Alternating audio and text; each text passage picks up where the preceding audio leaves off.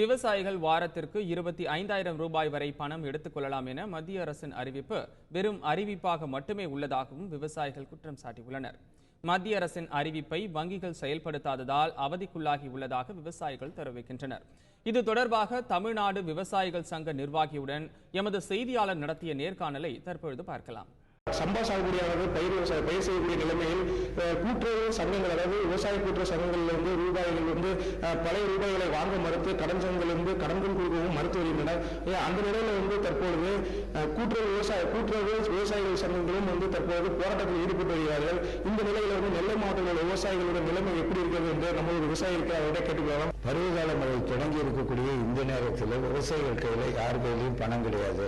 500 ரூபாய் நோட்டு 1000 ரூபாய் நோட்டு செல்லாது என்பதோடு மட்டுமல்ல, விவசாயிகளுடைய கடன் 27 ரூபாய் தருகிறோம் என்றெல்லாம் கூட்டுறவு சங்கங்களின் மூலமாக தருவோம் என்று சொன்னார்கள்.